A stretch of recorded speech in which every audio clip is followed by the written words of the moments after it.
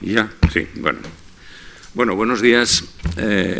Estamos en familia porque, primero, el Foro España es un neonato, es decir, es una organización, una asociación que llevamos pocos meses de trabajo y hemos hecho mucho trabajo en estos pocos meses, sobre todo porque tengo que simplemente decir que ayer tuvimos una reunión en la que, aparte de lo que es el núcleo del Foro España, estaban ya representadas comunidades como Canarias, Valencia, Baleares, Aragón, Málaga, Almería, y estamos ya en contacto con Galicia, con Navarra y con el País Vasco. Es decir, que de alguna manera el foro pretende ser un organismo de coordinación de todo lo que son asociaciones civiles que existen en toda España y que lamentablemente en este país, como somos, pues no permeabiliza en la sociedad toda la acción que la sociedad civil está haciendo. Y lo que nosotros pretendemos es ser el organismo que permeabilice esto, uniendo los esfuerzos de todos, para que en este país exista una voz de la sociedad civil que tiene mucho trabajo por delante, como os podéis imaginar, después de un poco el escenario político que en estos momentos tenemos.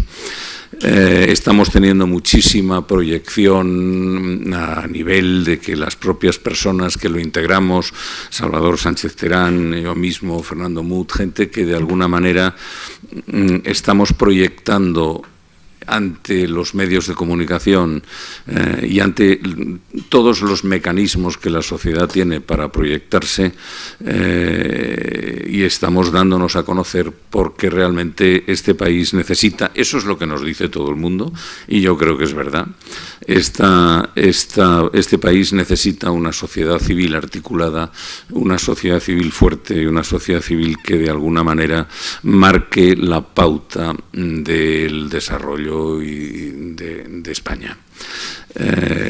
También tengo que decir que somos de las personas a las que más palmaditas en las espaldas nos dan, porque todo el mundo nos dice: oh, qué bien, gracias que estáis aquí, vosotros si no lo hicierais vosotros, esto no lo haría nadie, y tal, pero ya está bien que te den palmaditas en la espalda.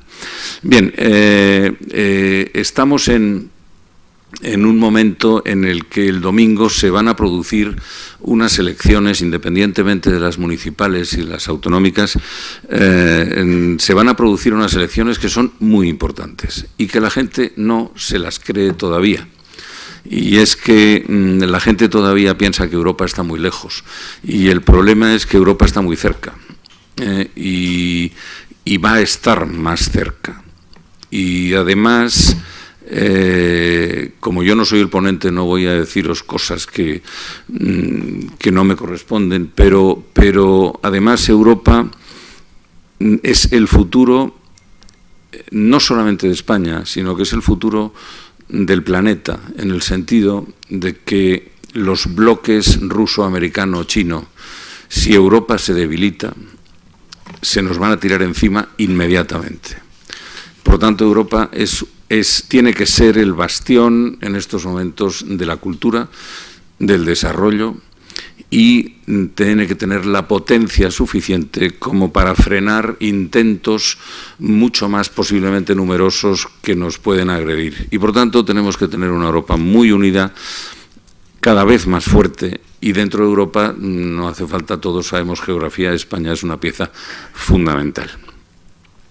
Bien, Hoy los jóvenes están de exámenes, por tanto, claro, es muy difícil que vengan jóvenes que tendrían que venir porque están de exámenes, porque también de 11 a 1 es una hora intempestiva, pero también tengo que deciros que el Foro España nace solo. No tenemos padrinos. No tenemos padrinos ni madrinas, como se dice ahora, pero no tenemos padrinos políticos, por tanto, porque no queremos tener padrinos políticos. Por tanto, al no tener padrinos políticos se nos hace difícil el tener la financiación suficiente como para poder crear los actos que habría que crear, porque posiblemente hoy, tengo que decirlo así, pero con aquella alegría, sin problema ninguno, que si hoy hubiéramos tenido financiación, a lo mejor podíamos ser 500 y podíamos estar haciéndolo en un sitio como mucho más abierto. Pero esto es lo que hay, esto es lo que es. Lo importante es que hoy día yo tengo que agradecer que todavía veo mucha gente. Y que está muy bien el tener gente con la que dirigirte, porque si no te diriges a la pared. Cuando hay más gente arriba que abajo, te acabas dirigiendo a la pared. Pero lo importante es que hoy día también han cambiado mucho las cosas, ¿no? Y hoy día lo que estamos haciendo aquí no lo estáis viendo los 20 personas que estáis aquí, lo va a ver mucha más gente, porque en cuanto esto se proyecte en las redes y se proyecte, porque se está filmando, y toda esta proyección salga en resúmenes y que de alguna manera entre en los canales de redes sociales, la repercusión que esto puede tener va a ser mucho más importante de lo que parece. Bien, yo prácticamente voy a ser simplemente la persona que reparta un poco juego, porque aquí tenemos una serie de personas que cumplen con los perfiles que tienen que cumplir. Son todos jóvenes, son todos brillantes y todos tienen relaciones con Europa. A todo esto sí quiero agradecer que tenemos a dos representantes de la Comunidad Económica Europea que vienen un poco como representación de la Comunidad Económica Europea en España y auspiciado un poco por el Ministerio de Asuntos Exteriores, cosa que nos congratula que el Ministerio y la Comunidad Europea esté presente aquí, porque creemos que es importante que escuchen lo que de alguna manera se va a decir. Bien, dicho esto, yo voy a, como no me gusta los PowerPoints, a mí no me gusta leer lo que estáis leyendo vosotros y leerlo yo, porque para eso os sobra el PowerPoint, os sobro yo, con lo cual yo no voy a hablar de nada que se esté proyectando. Yo solamente voy a ir presentando, Ignacio, y además lo voy a presentar a mi manera, no lo voy a presentar por currículum vitae, porque eso ya está en el PowerPoint, por tanto no quiero repetirme. Bueno, Ignacio del Valle es una persona que nace en la sombra de AC Hoteles, Antonio Catalán. Por tanto, yo supongo que podía haber hecho carrera en AC Hoteles Antonio Catalán, sin embargo llega un momento en que dice: me voy de Antonio Catalán porque quiero montar mi propio camino, ¿no? Quiero iniciar mi propio camino, lo inicia y aquí está. Es una persona que ha estudiado en Columbia, por tanto conoce muy bien el mundo americano y supongo que también el mundo europeo a través de tu trabajo, y yo creo que es la primera persona que quiero darle la palabra para que nos explique un poco lo que él cree, ¿no?, de lo que es el título de esta reunión, en la cual, pues bueno, hablamos de jóvenes y hablamos de la importancia de jóvenes y la importancia de Europa. Tienes la palabra. Muchas gracias, Mariano. Bueno, me toca empezar a mí, así que lo primero, agradeceros a todos los que habéis venido y a todos los que a través de redes nos siguen o nos van a seguir, ¿no? El título de mi charla o de mi presentación es Los contrapesos del proyecto europeo para no caer en errores pasados.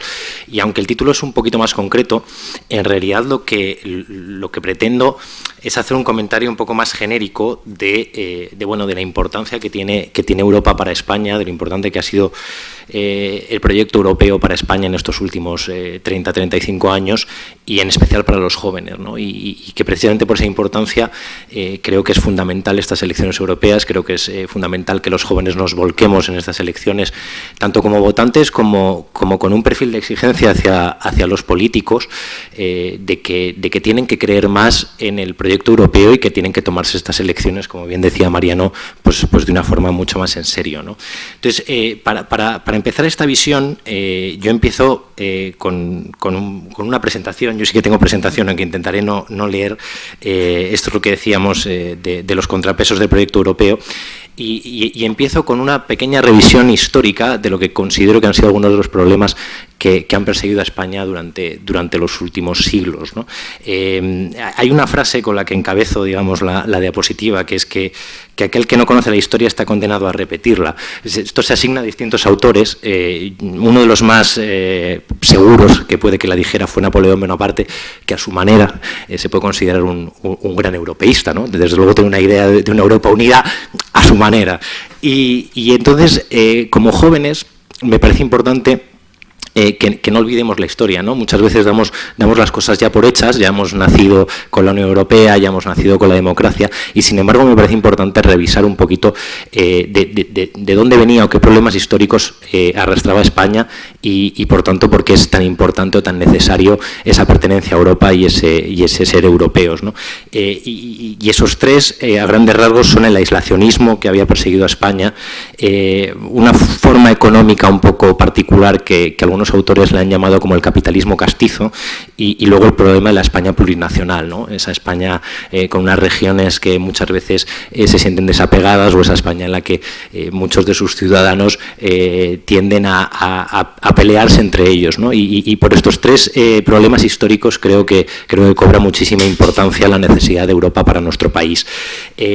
Tratando cada uno de ellos, el aislacionismo es curioso, porque es un problema que ha tenido España y que viene incluso de cuando España era la gran potencia mundial. Es decir, España tenía posesiones por toda Europa y sin embargo empieza a aislarse de Europa, probablemente por motivos religiosos en la época de Felipe II, porque en Centro Europa había una nueva tendencia religiosa y aquí se quería vivir el catolicismo de una manera distinta y bueno, entonces, siendo ya potencia mundial, España empieza a aislarse de ese continente europeo, de ese centro de Europa donde estaba en pleno florecimiento el comercio, un intercambio de bienes, un intercambio de ideas, y hace que España se empiece a cerrar un poco y que durante muchos siglos eso le vaya lastrando y que acabe en un culmen, como es la autarquía que se vivió en los años 50 del pasado siglo, que es verdad que es más por motivos políticos, tanto por parte de la dictadura franquista como por los países europeos que,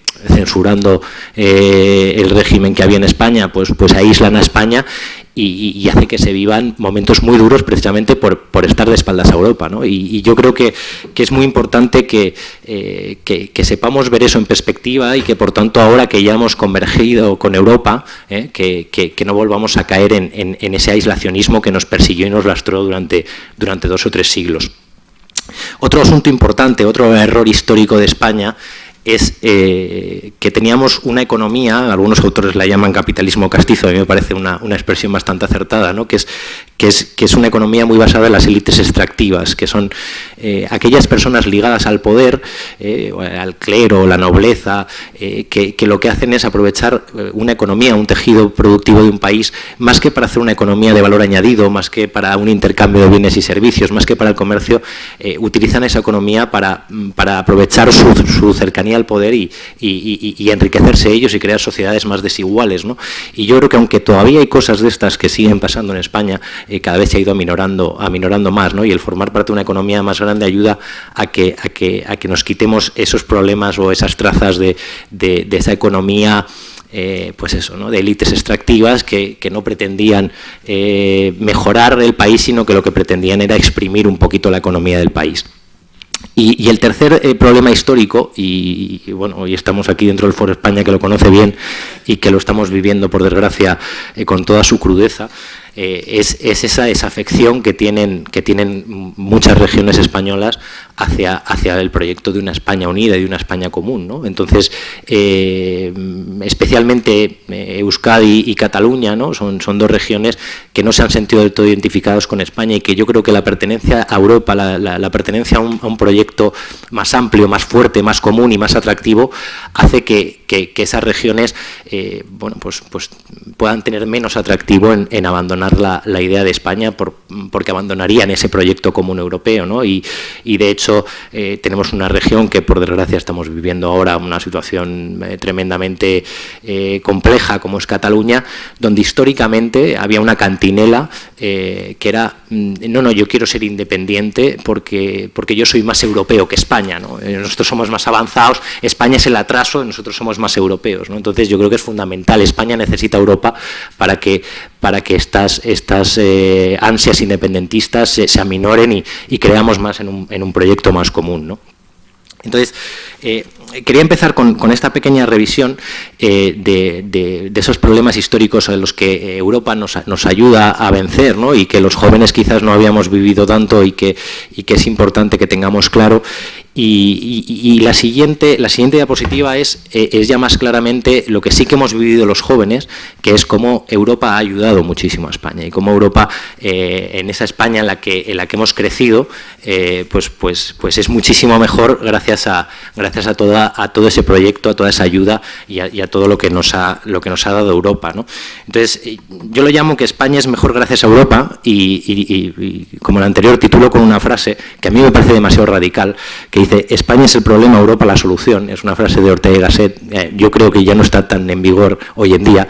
Probablemente cuando él lo dijo en 1898, probablemente en ese momento sí que podía tener más sentido. Ahora yo no creo que España sea el problema, pero lo que sí que tengo claro como persona joven y de cara a nuestras generaciones, que Europa es la solución. Y Europa es la solución porque si repasamos 6 puntos muy claros de lo que vivimos en el día a día, nos damos cuenta cómo España es mucho mejor gracias a lo que nos ha aportado la Unión Europea, ¿no? Entonces, el primer punto es recordar lo que era la economía española pre-Unión Europea. Muchas veces se piensa que cualquier tiempo pasado fue mejor y yo no lo creo tan así, ¿no? Sino que tendemos a recordar el pasado con mejores ojos de lo que fue, ¿no? Y en realidad España antes del 86 era una economía de ingresos bajos, muy basada en un turismo barato que venía del resto de Europa, porque España estaba cerca, porque era barato, porque era fácil, pero era una economía de ingresos bajos y sobre todo era un modelo productivo de costes muy bajos, es decir, de costes laborales bajos, y entonces era evidentemente mucho mejor o más fácil o más barato pues fabricar un coche en España que en Alemania. Pero claro, ese tipo de economía que ya hemos superado, que ahora vivimos una economía con los tratados comerciales, con un intercambio de bienes y servicios en la Unión Europea, con un mercado común, si esto se perdiera, si esto no existiera, España no podría volver a lo que fue, porque a día de hoy esa economía de costes bajos no sería posible, porque hay otros países que lo harían mucho mejor que nosotros en la Europa del Este o en el sudeste asiático. Es decir, no podríamos volver a la economía que teníamos antes y por tanto sería dramático el no pertenecer a una economía común. El segundo punto es cierta tendencia que tenemos en nuestro país o en nuestros gobernantes a la irresponsabilidad fiscal, ¿no? Yo estoy seguro que muchos de estos políticos en su casa tienen muy claro que no pueden gastar más de lo que ingresan, ¿no? Y lo llevan a rajatabla y dicen: oye, si yo ingreso X, pues tengo ese límite de gasto, pero sin embargo cuando tratan los presupuestos públicos pues tienen la tendencia a pensar que es infinito, ¿no? Y que pueden gastar todo lo que quieran.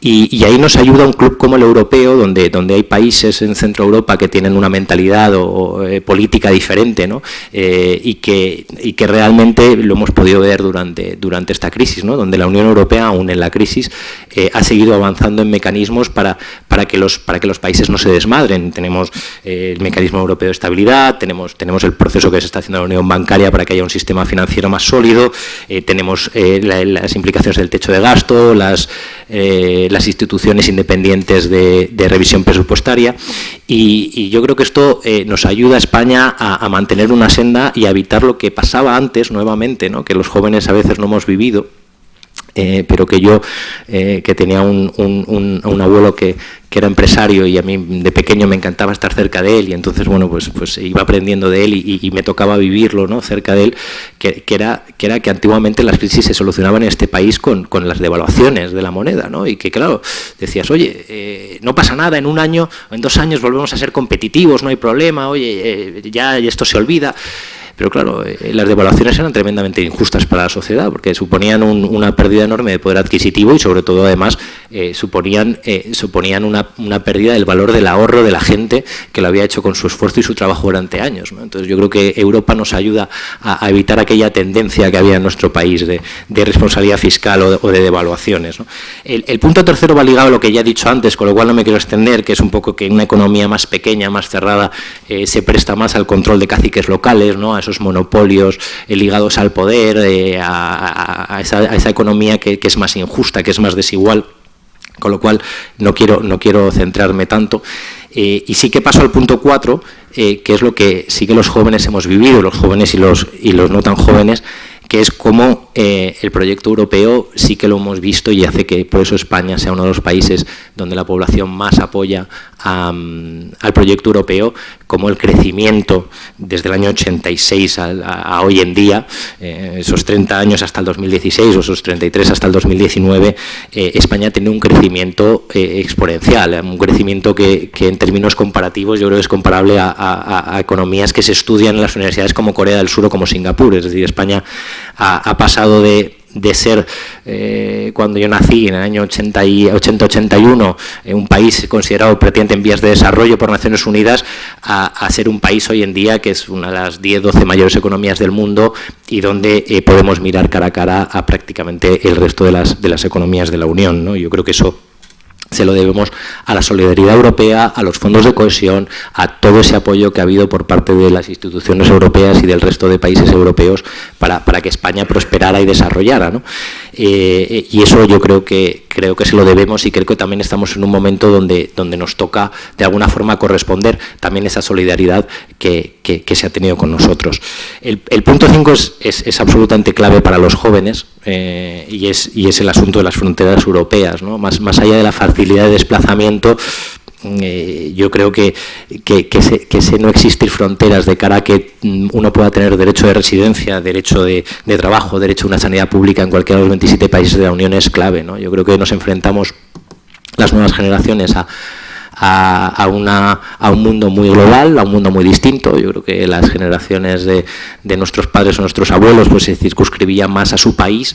Yo creo que ahora el terreno de juego es global, y aquí competimos los jóvenes, competimos con un joven que está en la India, que está en Bangladesh o que está en California. Por lo tanto, necesitamos muchos terrenos de juego para jugar, cuantos más terrenos, cuantos más campos mejor, y creo que esa pertenencia en la Unión Europea que nos permita que, oye, pues cuando las cosas aquí pues no van bien, poder ir a cualquier otro país de la Unión, poder aprender, poder trabajar, poder desarrollarte en otro país de la Unión, yo creo que para nuestra generación es absolutamente clave, y además creo que no es malo. Es decir, en contra de lo que se dice muchas veces de, no, es que se está perdiendo la mejor generación de nuestra historia. Yo siempre digo que un joven de Málaga que se va a trabajar a Frankfurt está soñando con volver a Málaga, y que el día que vuelva a Málaga, cuando las cosas estén mejor, realmente traerá además unas ideas, una forma de trabajar y una dinámica que habrá aprendido de hacer las cosas en Alemania, que enriquecerá también a nuestro país y a la Unión, ¿no?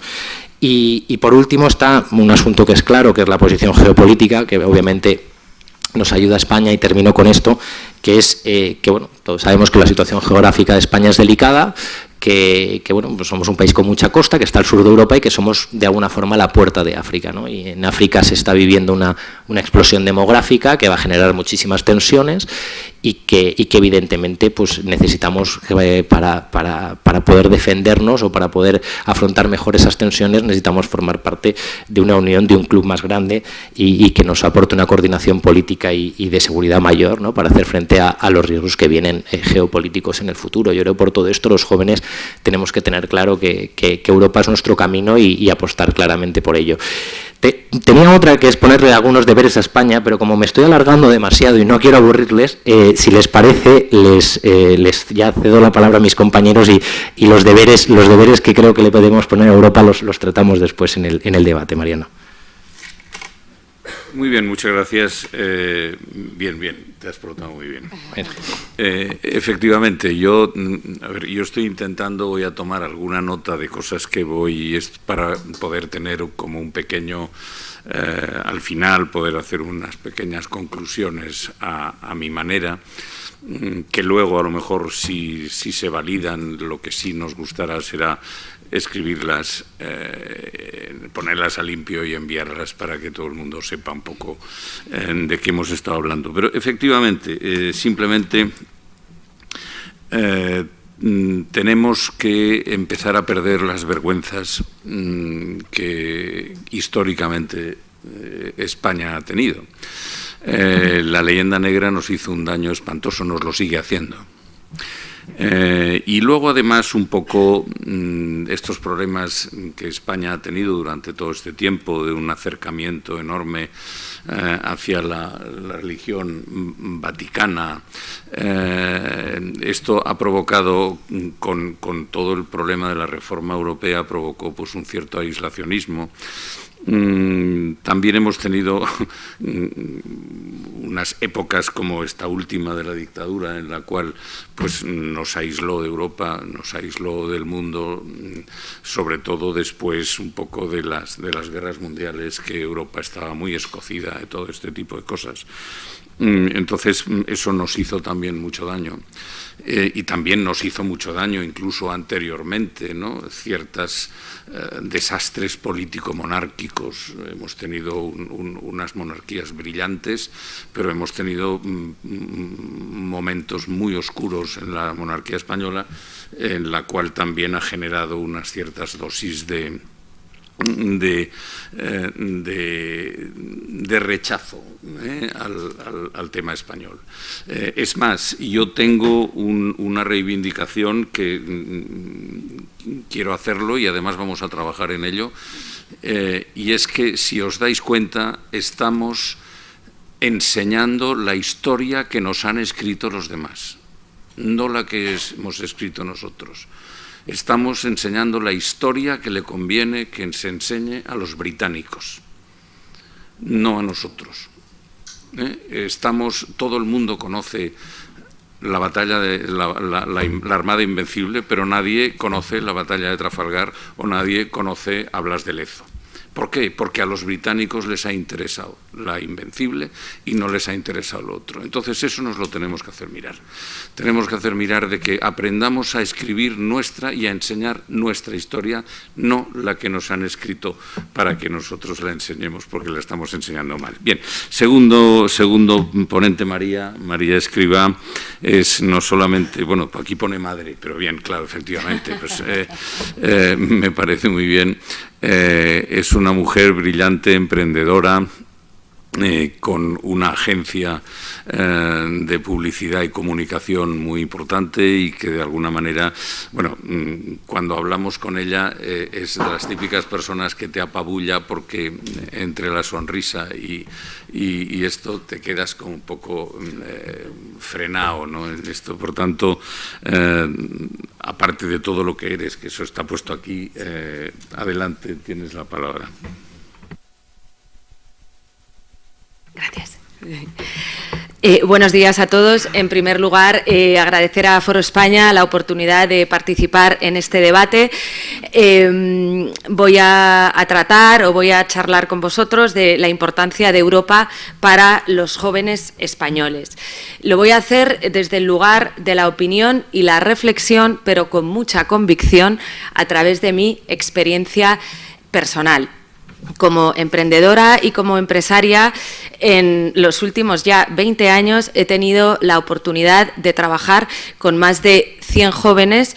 Me dedico al sector de la transformación digital y he conocido muchísimo talento.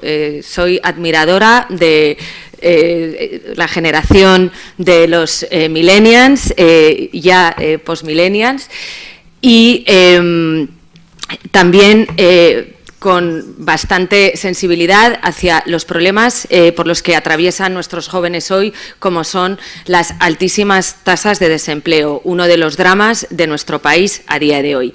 Además, he tenido la oportunidad de estudiar y trabajar en diferentes capitales europeas, Madrid, por supuesto, Londres, Milán, París, y eso ha sido mi mejor escuela tanto profesional como personal, y por ello creo que el pertenecer a Europa, habiéndolo vivido en primera persona, es una oportunidad para todos nuestros jóvenes irrenunciable.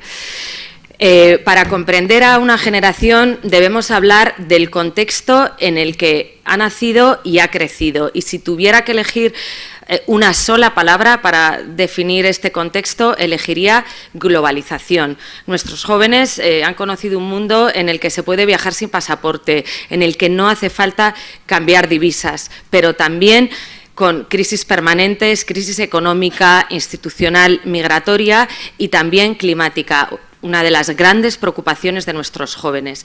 Y todas estas crisis comparten la misma característica, que son globales. Nuestros jóvenes también han crecido conectados a Internet, conectados con el mundo.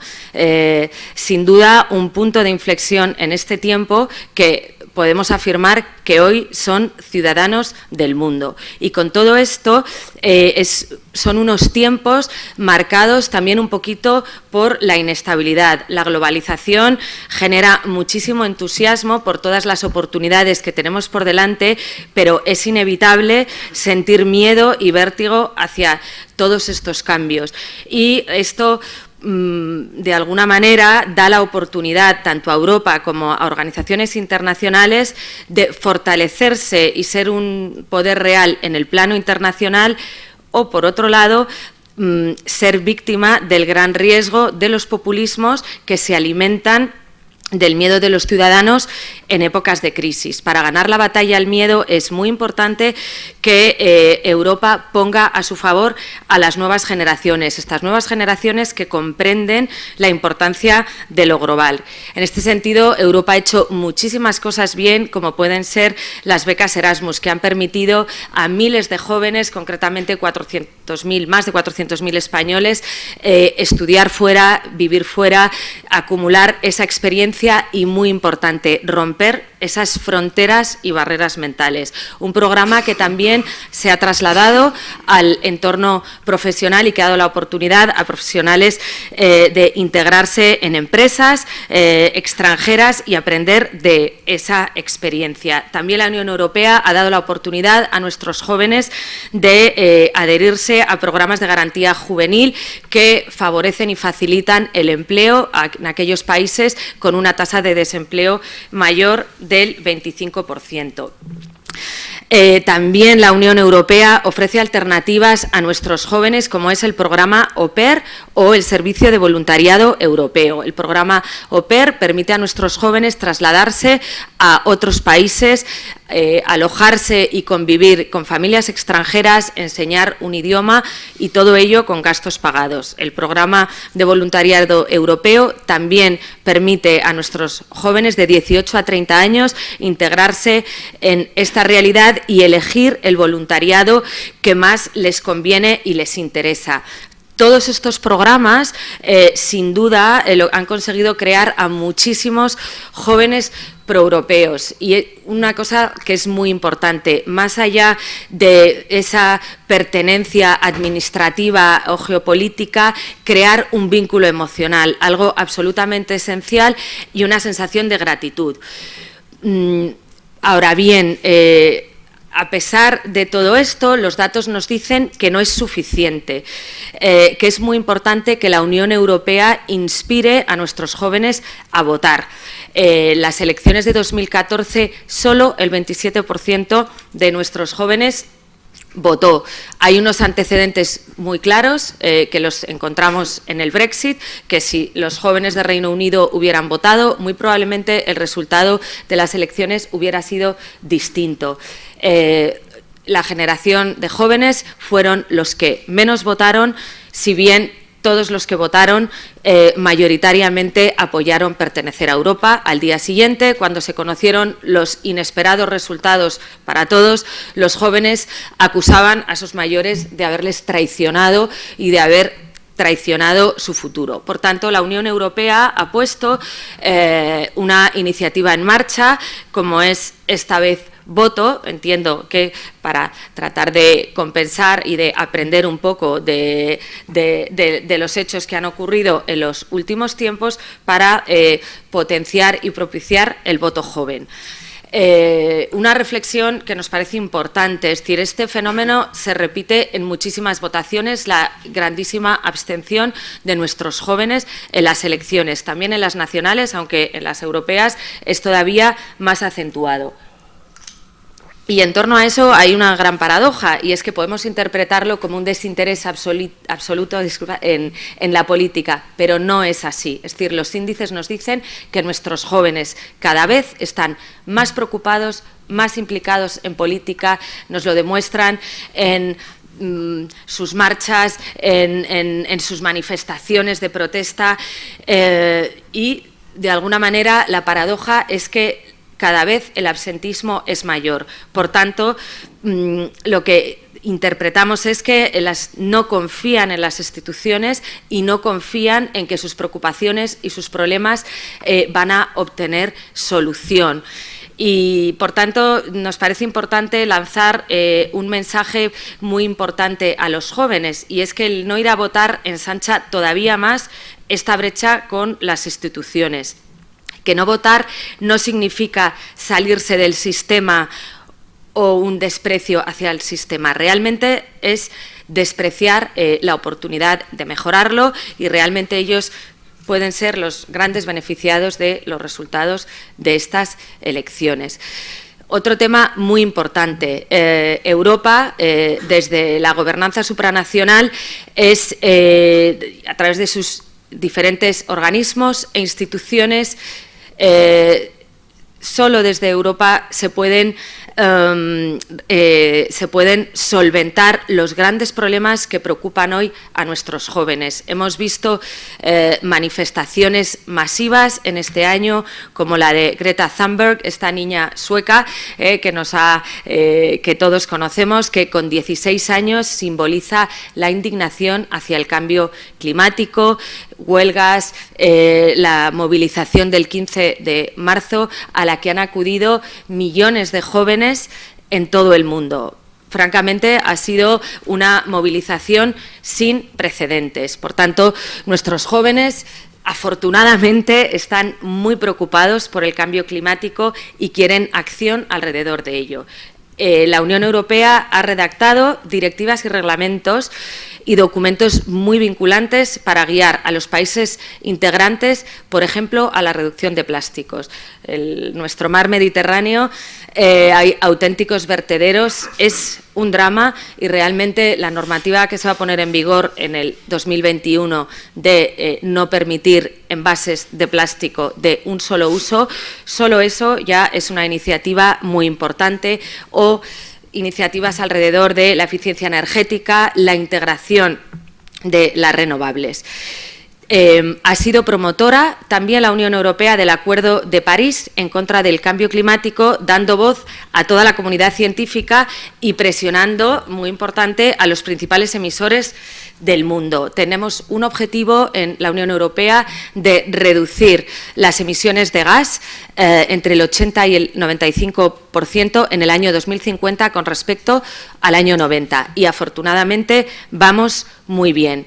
Todavía hay mucho que hacer. La Unión Europea es el tercer país emisor de gases después de China y de Estados Unidos. Nuestros jóvenes también reprochan que no se abordó a tiempo el cambio climático. De alguna manera se tomó conciencia y acción en el 2008 del calentamiento global, cuando la comunidad científica en el año 80 ya estaba avisando enérgicamente de las consecuencias que esto podía tener. Pero, sin duda, con gigante asiático, Donald Trump poco sensibilizado en estos temas, países que se incorporan a la era industrial y que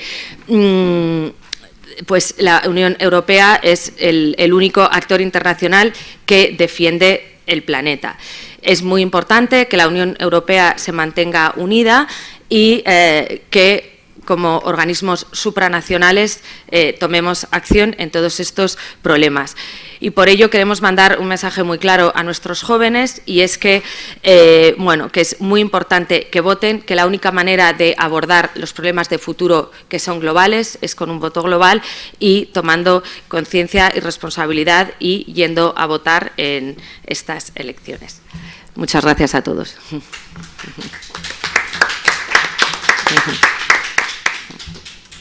Muy bien, María, se extraen fáciles conclusiones de lo que acabas de mirar y de hablar. Y efectivamente, las conclusiones es que, yo estoy apuntando, ¿no? Los jóvenes sois capaces de movilizaros y de movilizar al mundo. Los mayores, los políticos y esa sociedad enquistada que tenemos no es capaz.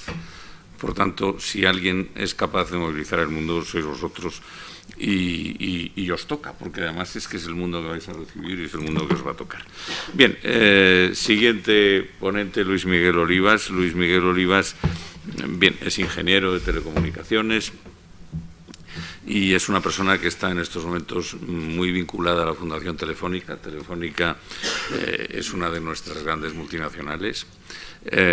Por tanto, es una de las empresas punteras, ya no es una empresa española, pero es puntera en todo el mundo, y yo creo que tal como van las cosas lo va a ser más, porque está haciendo una política muy inteligente, estaba haciendo una política de expansión muy importante en todo el mundo, y llegará un momento en que en este mundo global va a haber muy pocas empresas que manejen las comunicaciones, y Telefónica va a estar en la cabeza de estas empresas. Por tanto, es una persona que creo que tiene no solamente futuro en la empresa, sino que además tiene futuro en el mundo de las comunicaciones. Adelante, Luis Miguel, tienes la palabra. Bueno, muchas gracias, Mariano, por tu presentación. Espero que te oigan mis jefes, porque ha sido a gusto. Bueno, muchas gracias al Foro España por la invitación, y es un placer compartir panel con estos compañeros. Gracias especialmente, Salvador, que desde el minuto 1 me pediste, oye, tienes que estar con nosotros, y bueno, yo vengo a aportar mi granito con toda la humildad del mundo y bueno, conversar y sobre todo dejar espacio para que pueda haber un debate súper rico, ¿no? Bueno, yo en primer lugar, María ya ha hablado mucho de los recursos que tiene Europa para en el ámbito también de la educación, del empleo, entonces tampoco me voy ahí un poco a repetir, pero sí que yo de primeras, cuando estaba escuchando tanto Ignacio como María, me apuntaba una pregunta, ¿no? O sea, ¿por qué realmente los jóvenes no votamos en Europa, ¿no? O no votan, porque yo sí voto, pero en general, y me considero joven. Pero esa es un poco la gran preocupación, y felicito que Foro España haya cogido este tema para ponerlo en manifiesto y hacer divulgación sobre ello, ¿no? Desde luego creo que todos los que estamos aquí presentes sabemos la importancia que tiene Europa y lo que está pasando, ¿no? Estamos, y ya se ha hablado mucho, estamos en un momento de transformación digital enorme, estamos en un momento de transformación cultural, en el que estamos en una economía globalizada, y en el que bueno, el propio Mariano empezaba hablando de China, ¿no? Como una de las fortalezas de esta economía globalizada, y yo voy a hacer ahí zoom un poco más desde el ámbito de la tecnología y qué está pasando en el ámbito de la empleabilidad / de la inteligencia artificial y todo lo relacionado, ¿no? Cómo nos estamos quedando atrás y qué tenemos que hacer y cómo deberíamos impulsar y fortalecernos en esa línea. Nosotros, desde luego, uno de los grandes problemas, se han hablado ya aquí algunos retos que tenemos a nivel sociedad mundial, reto medioambiental, se ha hablado del reto demográfico, de los desafíos que nos presenta a futuro, o nos va a presentar los conflictos que hablaba Ignacio, el tema demográfico. Si vemos todavía en España cómo ahora también últimamente está en boca de todos, el tema de despoblación rural y demás, pero uno de los grandes lacras que tenemos desde hace años en España y en muchos de los países donde podemos imaginarnos que a lo mejor debería funcionar mejor, como puede ser España, que funciona mucho peor en cuanto al desempleo, mucho peor que el peor país de Latinoamérica, que es algo curioso, ¿no? Nosotros, como Telefónica, estamos presentes en 14 países de Latinoamérica, bueno, alguno menos, que hemos salido de Centroamérica, pero claro, allí cuando les cuentas que están mucho mejor que la situación de desempleo de España, dicen, ¿cómo puede ser? Si Europa es como nuestro ídolo, donde nos queremos fijar a futuro, ¿no? Desde luego venimos en España arrastrando unas tasas de desempleo enormes. Si hablamos de desempleo juvenil, ahora estamos en torno al 34%, hace 2 años estábamos por encima del 40%. Pero es que, por otro lado, ¿qué está pasando en todo esto? Se están quedando puestos de trabajo sin cubrir. Solo el año pasado, en el 2018, en España se quedaron 300.000 vacantes, dicen, ¿no? Se quedaron 300.000 vacantes sin cubrir. Dicen porque el dato no es del todo fiable, sabéis también que se mueve mucho el mercado, muchas ofertas que no se publican, etc., ¿no? Entonces, ¿qué está pasando? Hay un desajuste enorme, hay un desajuste en el que, bueno, hemos salido a preguntar a los jóvenes. Nosotros desde Fundación Telefónica trabajamos mucho con el ámbito de la empleabilidad juvenil y de la educación. Hemos salido a preguntar, ¿y qué pasa? O sea, ¿cómo puede ser que un país como España tenga una tasa de desempleo juvenil del 34% y Alemania esté en torno al 4%, ¿no? Alemania, en fin, o sea, estamos ¿por qué nos cuesta? ¿Qué barreras tenemos? Bueno, pues la primera barrera que nos dicen los jóvenes, y ayer publicábamos los resultados, lo que primero busca un joven en el trabajo hoy en día es la estabilidad, y la segunda, la conciliación familiar, que eso va totalmente en contra o eso opuesto a la movilidad, ¿no? O sea, prefieren quedarse cerca de su familia, prefieren quedarse en su entorno, en sus zonas más rurales, y ven muy lejos Europa. Ven muy lejos salir a trabajar fuera, que ya digo que hay vacantes también en España, que no sería necesario, pero una de las cosas que apuntaba Ignacio y que comparto 100% es, o sea, el aprendizaje. Hoy en día, que vamos a tener que estar aprendiendo durante toda nuestra vida laboral y personal, el aprendizaje que te genera, el enfrentarte a los retos, a los desafíos, el hecho de ir a coger, como decía María, también una beca Erasmus o trabajar fuera y luego volver, porque es verdad que los jóvenes que en líneas generales, ¿no?, los jóvenes que emigran para trabajar, su deseo es volver, o sea, y eso nos lo dicen, y lo apuntaba Ignacio al principio. Entonces, ¿por qué vemos tan lejos Europa, no? Y por tanto, ¿por qué pasamos? No sé, y aquí yo la reflexión, y también lo dejo para luego, no sé si realmente es también es una pescadilla que se muerde la cola, ¿no? O sea, ¿cuánto peso le damos en nuestras campañas políticas o campañas electorales y de comunicación? ¿Cuánto peso le damos o los partidos le dan a Europa? O sea, ponemos en este orden primero al que va al representante para la comunidad de turno, luego al alcalde, y luego, oye, acordaros que hay que votar Europa, ¿no? O sea, ¿qué fue antes, no? El huevo o la gallina, pues, en fin, es algo que también deberíamos reflexionar. Desde luego, hablar de problema Europa, desde luego para nosotros, bueno, parto también de la base de que hablamos de jóvenes y hablamos ya no de edad, ¿no? Para mí para nosotros esto es un tema de actitud, es un tema actitudinal. Nos podemos encontrar personas que a lo mejor por edad no están en la franja de millennial,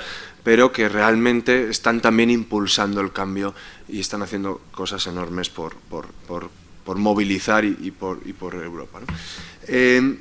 ¿Qué está pasando, por seguir un poco en algunos de los datos, qué está pasando más allá de la empleabilidad?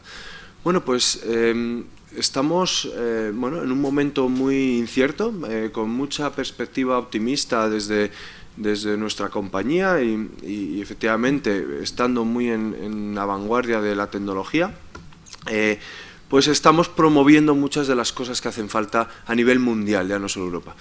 Y una de ellas, desde luego Europa tiene, en cuanto a desarrollo económico ahora mismo, en todo lo que tiene con la inteligencia artificial, estamos muy por detrás de un país como China, ¿no? Y traigo China, que hablaba Mariano al principio.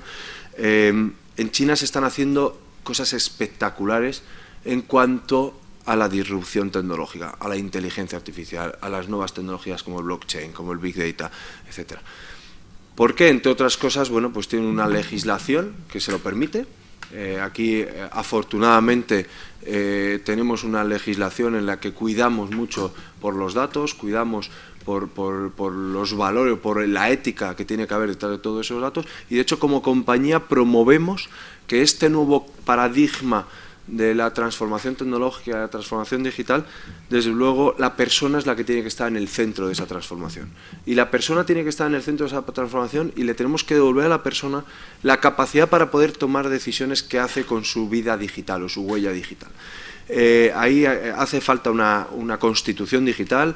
Nuestro presidente José María López Payete promueve, junto con otras grandes corporaciones a nivel mundial, que nos sentemos a hablar de la ética digital, de los valores de la tecnología y de los valores que hacen falta para poder entendernos en esta revolución. Porque sabemos que la tecnología es muy importante y sabemos que la tecnología es una herramienta que habilita, pero tenemos muy claro que las personas son las que transformamos y las personas somos las que tenemos que impulsar estos cambios de todos los puntos.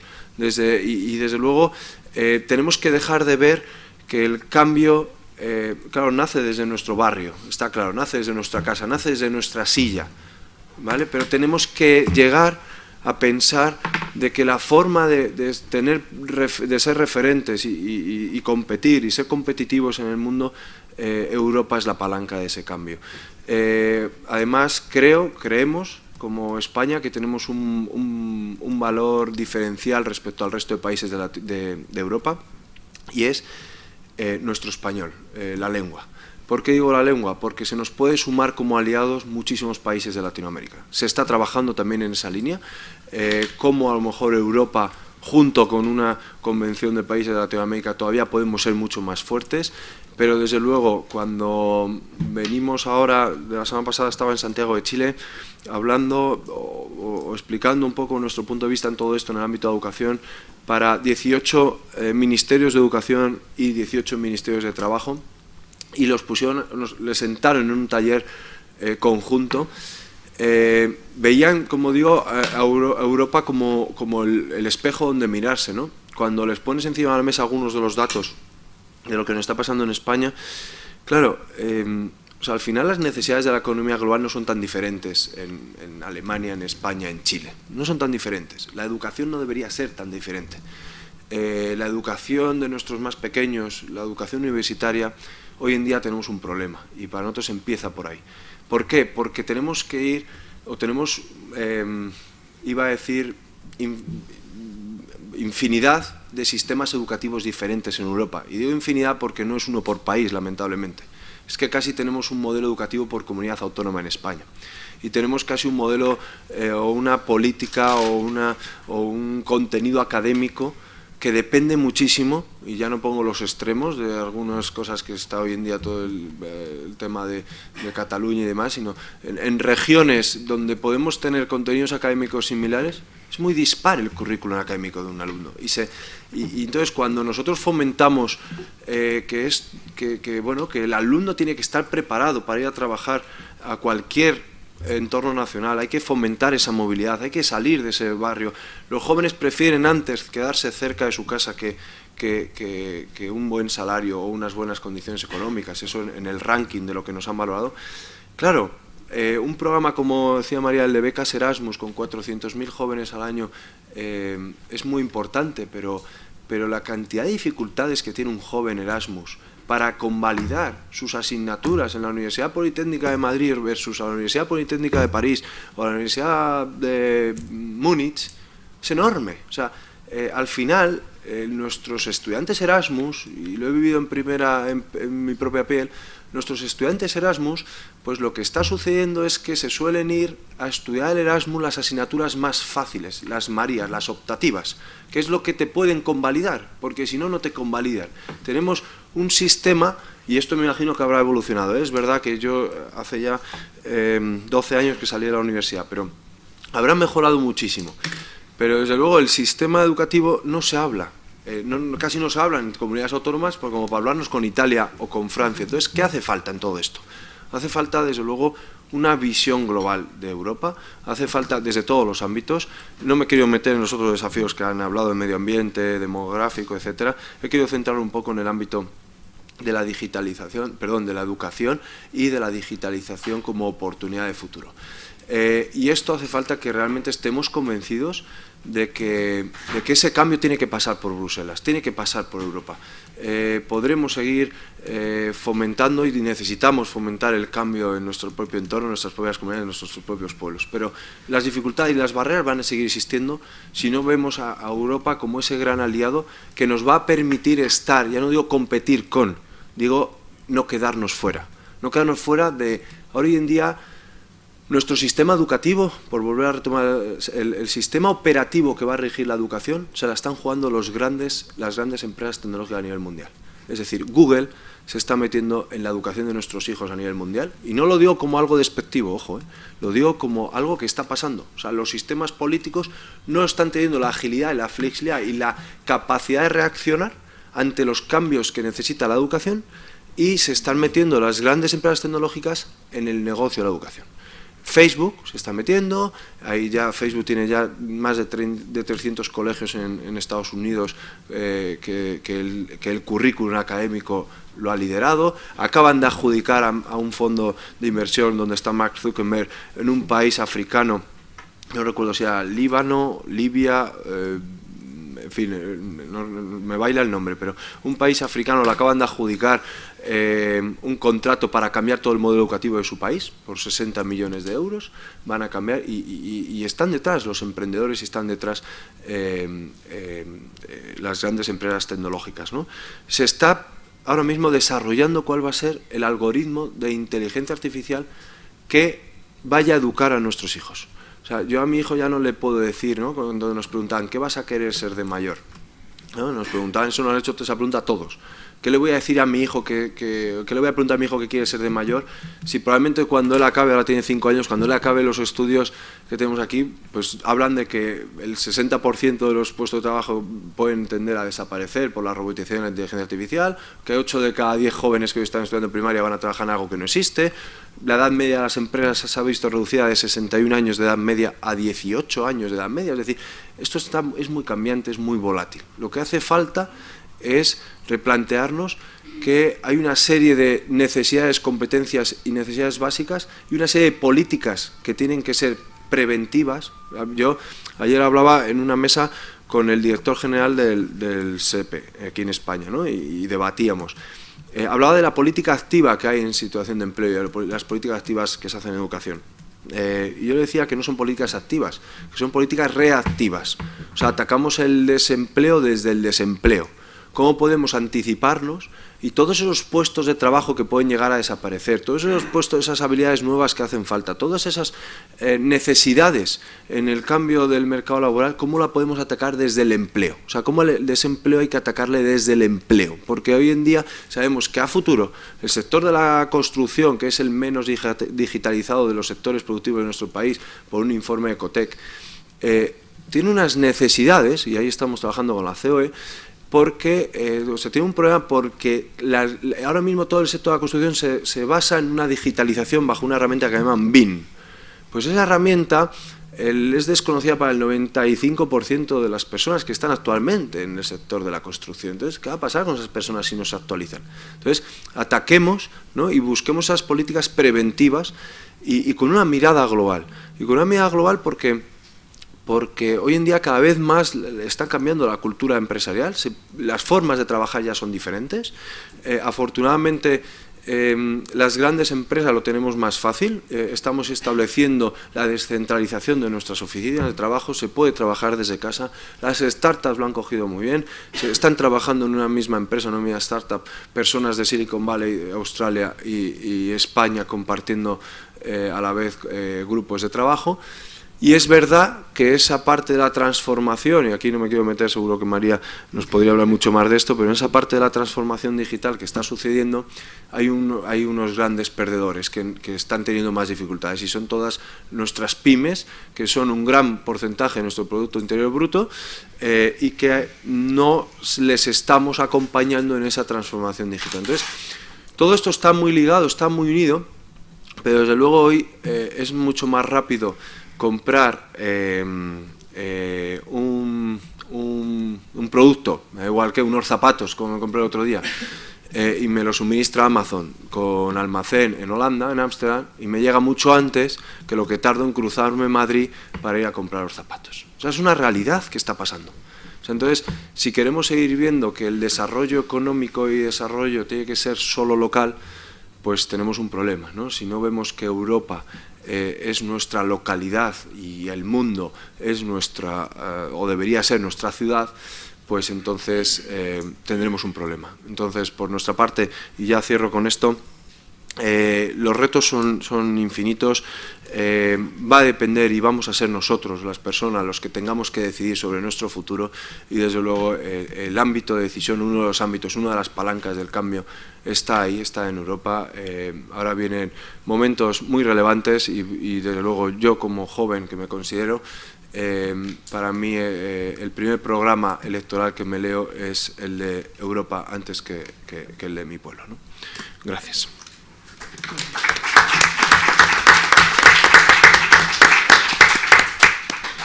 Muy bien, Luis. Yo creo que como que nos has respondido a las expectativas, una persona como él, que tiene una visión desde una multinacional, también tiene una visión como mucho más abierta al mundo, ¿no? He hablado mucho del mundo y efectivamente a mí me gustaría hacer un par de pequeñas, una anécdota que es una anécdota personal, porque has hablado mucho del futuro, de los visionarios, ¿no?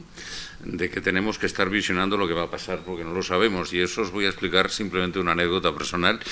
Cuando en los Juegos Olímpicos del 92 en Barcelona, bueno, pues en el año 86 fue cuando se adjudicaron los Juegos a Barcelona, y nos pusimos a trabajar, o se pusieron a trabajar los equipos en preparar las instalaciones olímpicas. Y yo, que en aquel momento, como arquitecto, tenía, en fin, estaba en un momento muy importante de mi vida trabajando sobre temas de accesibilidad, de la proyectación para todos, de no crear barreras arquitectónicas. Me integraron en equipos de trabajo donde se estaba trabajando en las instalaciones olímpicas, y en unas reuniones que teníamos con Vittorio Gregotti y con Federico Correa, que eran los arquitectos del estadio, estábamos comentando sobre el tema de la organización, y claro, había la previsión de que los Juegos en el estadio lo siguieran 5.000 periodistas, con lo cual estábamos trabajando sobre el tema de la situación en las gradas, y la dirección de tecnología de los Juegos Olímpicos, en una reunión que tuvimos, nos dijeron, dice, tenéis que pensar que estamos en el 87, en el 88, ahora no sabemos el 80% de la tecnología que tendremos en el 92, porque no la sabemos, qué tecnología va a haber. Y el ejemplo era un periodista con un Telex así de grande, y todo el equipamiento de un Telex que en aquel momento teníamos que calcular 2 metros cuadrados por periodista. Un periodista con una tablet o con un teléfono móvil con 1 metro cuadrado tenía bastante, con lo cual había 5.000 metros cuadrados que no sabíamos qué tendríamos que hacer con ellos. Es decir, para que veáis un poco la previsión que hay que tener, porque no sabemos lo que va a pasar. Y eso, en empresas como Telefónica, tenéis una preparación muy importante para poder llegar a saber eso. Bien, me voy a presentaros, y además lo quiero hacer de una manera un poco especial, porque es un poco especial. Iman Susi es una persona que nos va a hablar aquí tiene su currículum, tampoco voy a hablar de eso, voy a hablar de lo que no se ve del currículum, porque para mí es la persona que en esta reunión tiene el toque de originalidad, sin menospreciar a nadie, porque Iman es marroquí. Es marroquí y es musulmana, y vive en España. Ella no vota a Europa, pero vive en España, vive en Barcelona, quiere seguir viviendo en Barcelona, es una mujer que me ha hablado, hemos hablado, y quiere estar en Barcelona, es más, va a formar una familia en España y quiere Europa. Y ella está en el mundo de Europa. Y eso es muy importante, porque si el mundo, ya no de la gran África, sino el mundo limítrofe de la África mediterránea, hubiera muchas imanes, tendríamos una enorme ventaja de ser verdaderamente el transfer con Europa, los españoles. Por tanto, en fin, he tenido el placer de invitarla a que venga porque me parece importante la visión que ella, desde su mundo marroquí, musulmán por anécdota, pero es igual porque no estamos hablando de religión, pero del mundo marroquí que se traslada a Europa, que quiere estar en Europa y que sabemos todos que hay millones de personas que viven en Europa con nosotros, es muy importante el poder tener una cierta visión de lo que ellos piensan. Por tanto, Iman, adelante, es tu turno. Pues nada, antes que nada, muchas gracias Mariano por haberme invitado y a Foro España. Intentaré dar mi punto de vista sobre este tema y por eso retrocederé un poco en el tiempo y contaré mi historia de por qué estoy aquí en Europa, en España. Pues nada, yo he nacido y he crecido en Tánger, que está en la punta de África. Y básicamente Tánger está a unos aproximadamente 14 kilómetros de Tarifa. Yo crecí viendo a España desde la ventana de mi casa. De educación, bueno, he tenido una educación muy europea porque de pequeña estaba en una escuela española y luego continué mis estudios hasta el bachillerato en una escuela francesa, la Escuela Francesa de Tánger. Y bueno, todo mi entorno, toda mi vida en Marruecos ha sido con europeos. Mis mejores amigos son de España, de Francia, de Alemania, de un poco por todo el mundo, ¿no? Y entonces muchos me preguntan por qué he elegido España y no Francia o algún otro sitio en Europa, ¿no? Pues antes de eso, después de mi bachillerato había decidido, como no estaba muy segura de lo que quería hacer, quedarme en Marruecos para hacer mis 3 años de bachelor degree. Y entonces me apunté a una universidad francesa en Marruecos y es ahí donde viví un poco un shock cultural en mi propio país. Porque como que salí de mi burbuja un poco europea, de mi entorno europeo y todo, y me junté con gente de mi país que básicamente nunca he conocido. Y bueno, entonces me di cuenta que no teníamos las mismas raíces, me he tenido que ir adaptando y sentía que no encajaba bien en la sociedad, pese que amo mi país. Y entonces me enfrenté a un gran reto y es cuando decidí mudarme a España, a Barcelona. Y ahí pues decidí terminar mi carrera en comercio internacional y de entrada pues me di cuenta de lo bonito que era este país, porque en mi clase eran todos de toda Europa, habían 3 españoles en todo el máster. Y no sé, me di cuenta de lo bonito que era toda esta multicultura. Sí. Y pues eso. Entonces, al cabo de los años, llevo casi 8 años viviendo aquí y pienso, y sigo pensando, que España me abrió puertas a la educación, al ocio, a la sanidad también, un poco a todo, y desde el día 1 me sentí muy acogida y muy cómoda, o sea, un poco como un pez en el agua, ¿no? Y también pienso que este país me dio la oportunidad de trabajar en empresas internacionales y nacionales. De hecho, justo cuando me gradué, pues he tenido la oportunidad de trabajar en una empresa muy grande, que es Desigual, y creyeron en mí simplemente por eso, porque vengo de otro país, aporto algo nuevo. Y nada, pues Europa me ha permitido crear mi propio futuro y un poco para volver al tema del voto, yo no puedo votar, pero sí que estoy haciendo como una mini campaña para... estoy haciendo todo para que mi entorno vaya a votar y porque pienso que es muy importante. Y nada, un poco para concluir,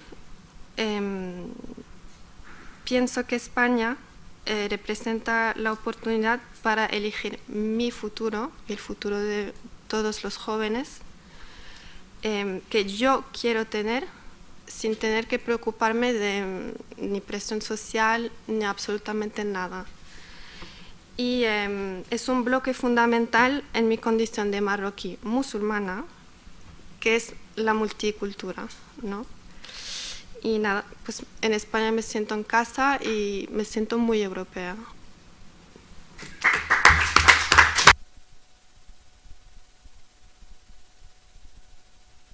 Bueno, muy bien.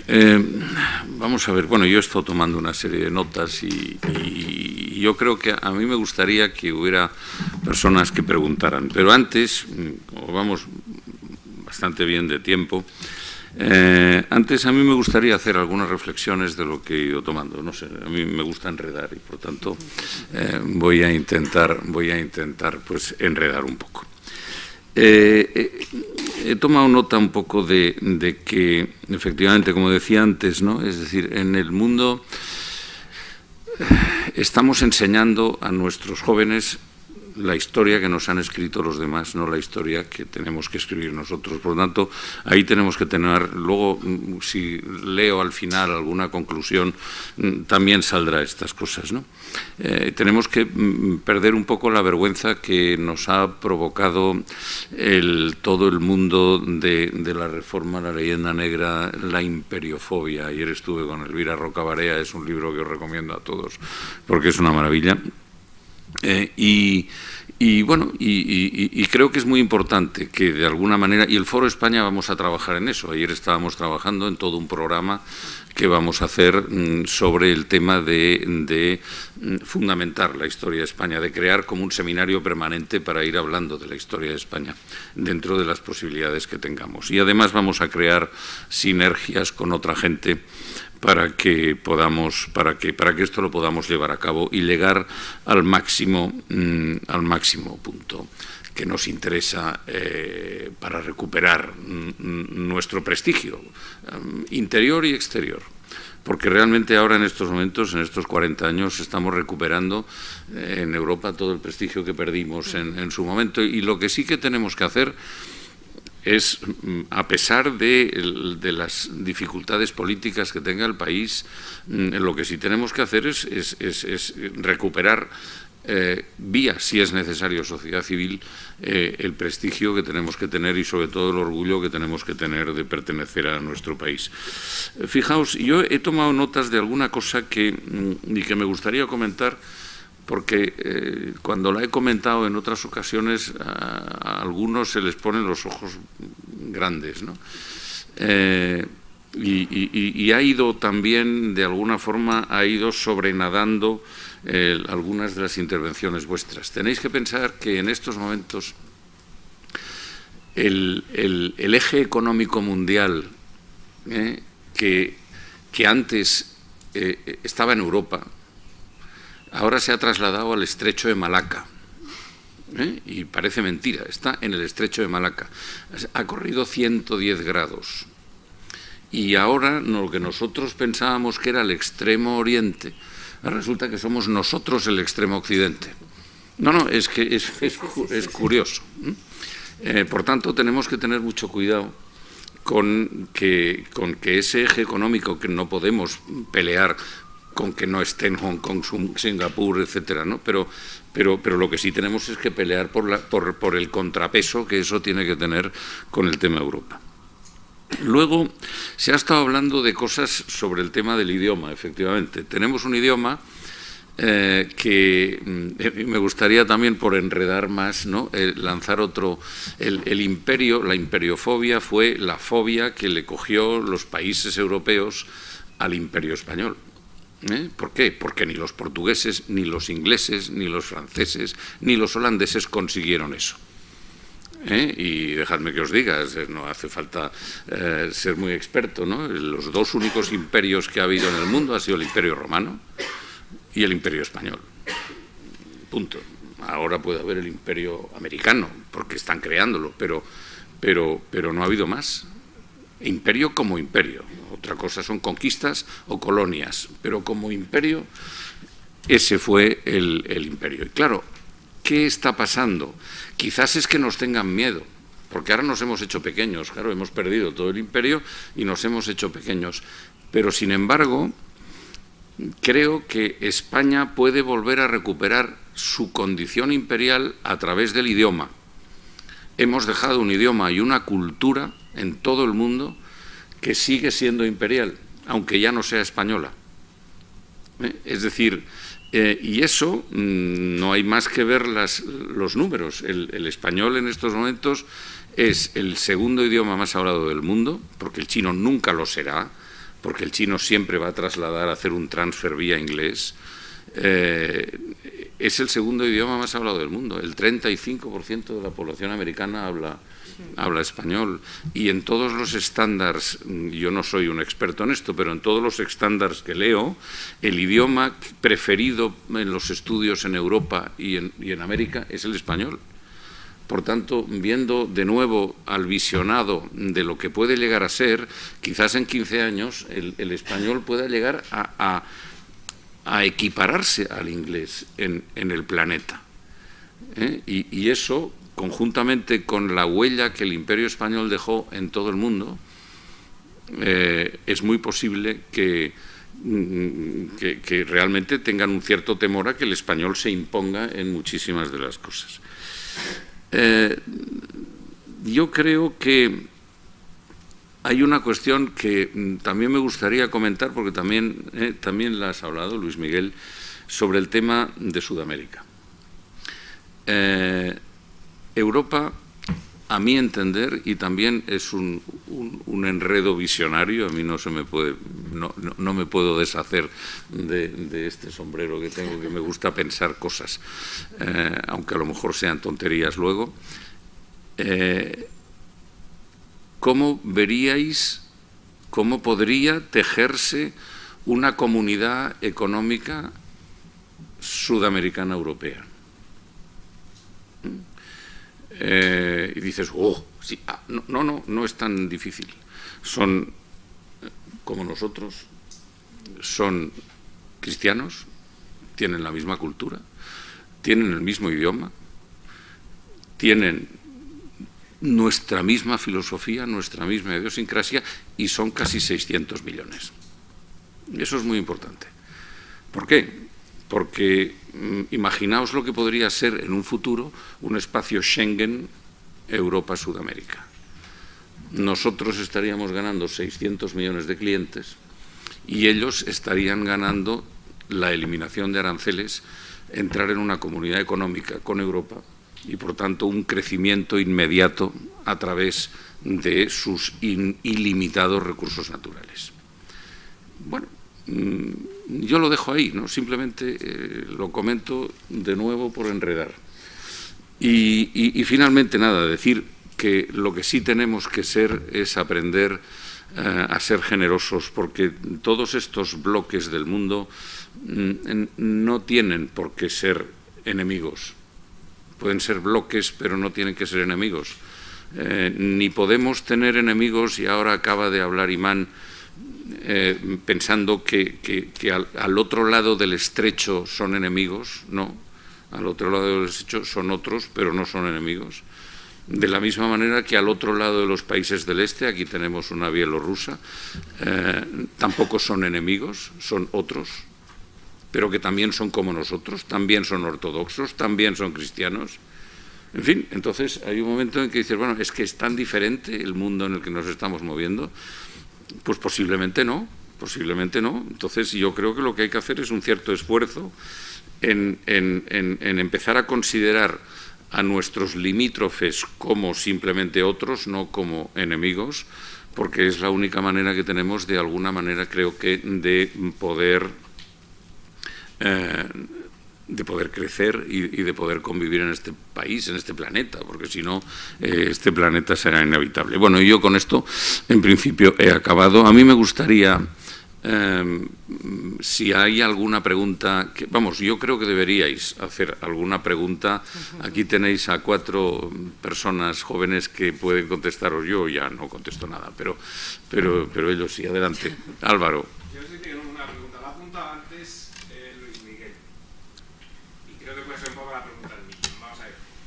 ¿Por qué las elecciones europeas son tan poco atractivas, no solamente para los jóvenes, sino para todo el mundo? Y hago 2 salvedades. Una, es cierto que los políticos nunca se han volcado en unas elecciones europeas como en el resto. Y otra, todos los que estáis en la mesa sois jóvenes, pero además sois jóvenes con un talento especial. No sois equiparables al común de los jóvenes. Entonces, a la hora de responder, pensar no solo en vuestras experiencias, sino qué es lo que al común de los jóvenes y no tan jóvenes puede estar haciendo que eso de las elecciones europeas, pues como que les cuesta. Yo no sé si va dirigida en concreto a Luis Miguel, pero yo sí que tengo... No, yo sí que tengo ganas de responderte, ¿no? Y además creo que la respuesta va muy ligada a estar hoy en un foro como este, que es que la sociedad civil en España no ha sido lo suficientemente fuerte o suficientemente exigente con los políticos para que los políticos sean los que transmitan a la sociedad la importancia de estas elecciones. Es decir, yo ahora, viendo los debates de la elección europea, y creo que como votantes, y lo decía antes, tendríamos que ser mucho más exigentes con los políticos. Es decir, en España, históricamente la sociedad civil no ha sido tan exigente, entonces, bueno, los políticos, los que están arriba, que decidan, ¿no? Nosotros cada 4 años ya les votaremos y que ellos vayan haciendo. Y tenemos que ser mucho más exigentes con ellos, como por ejemplo las elecciones. Es decir, oye, partido político que me presente estas elecciones europeas como un retiro dorado para las 4 o 5 personas que no quiero que me molesten en el partido, a ese partido, aunque sea el partido al que le voto siempre, no le voto, porque no se está tomando estas elecciones en serio. Y no solo no le voto, sino que además como sociedad civil voy y se lo exijo.